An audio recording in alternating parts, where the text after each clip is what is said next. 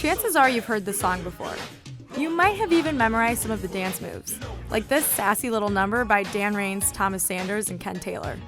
Or maybe this cheeky hip action with finger guns by the guys in the front row. Oh yeah, that's the stuff.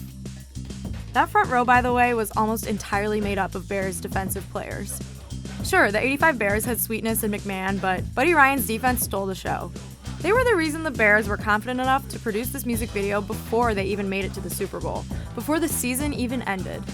Before there were the viral, tandem bike riding, feet and flow Ryans, there was Papa Ryan, aka James David Ryan, aka Buddy Ryan.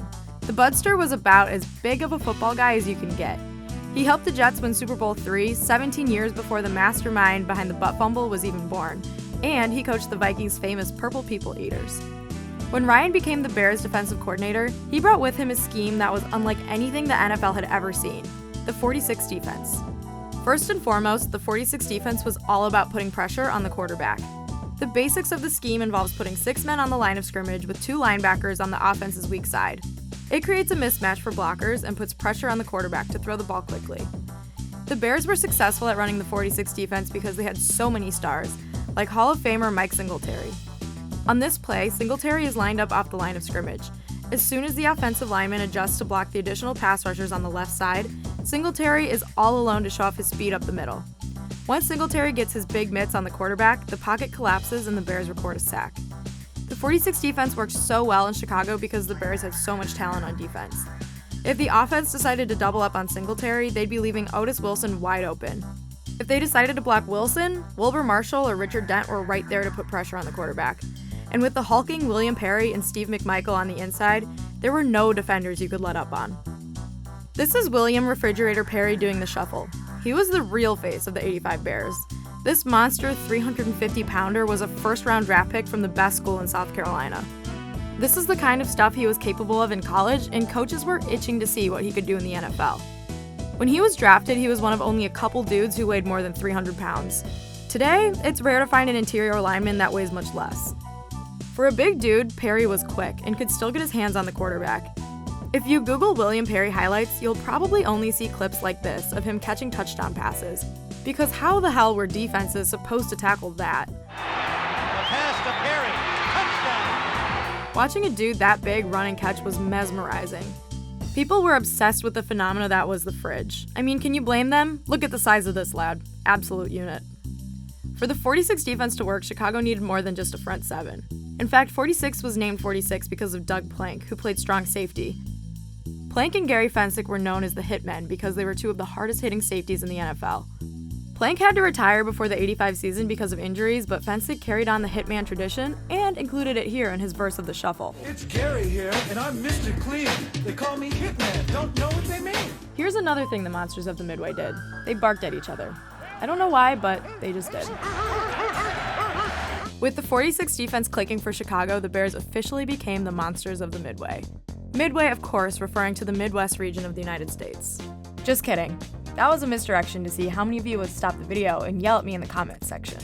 The Monsters of the Midway nickname actually came from legendary coach Amos Alonzo Stagg's University of Chicago Maroons.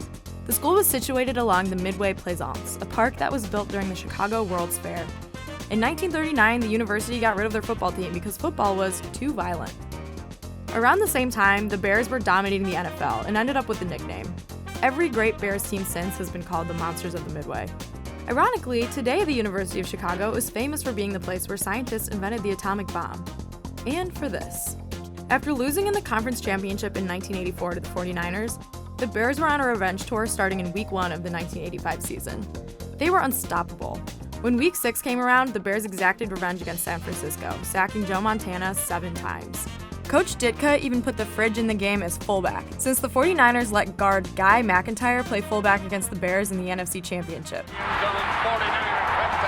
Mike Ditka, you petty, petty man.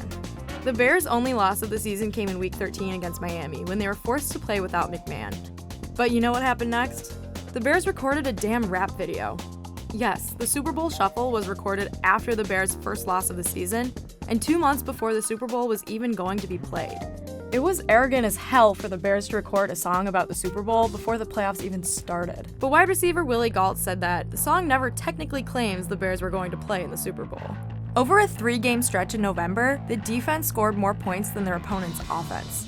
As a team during those 3 games, the Bears outscored their opponents 104-3. Heading into the playoffs, the '85 Bears were 15-1, but more importantly, the Super Bowl Shuffle had sold over 500,000 copies. The Bears' first playoff test was the Bill Parcells coached Giants team. The Bears shut out the Giants, allowing 0 points from Phil Simms, who would one day choke on a teabag on national television. The Bears' next test was against the Rams, who had Hall of Famer Eric Dickerson. The Bears stuffed Dickerson to 46 yards and again shut out their opponent. The Bears were on a roll, but so were the New England Patriots, who had just won 3 playoff road games, including the AFC Championship against the Miami Dolphins. Yes, the same Dolphins that upset the Bears on Monday Night Football. So Super Bowl 20 was about to be an epic showdown. But the monsters of the Midway steamrolled the Patriots too.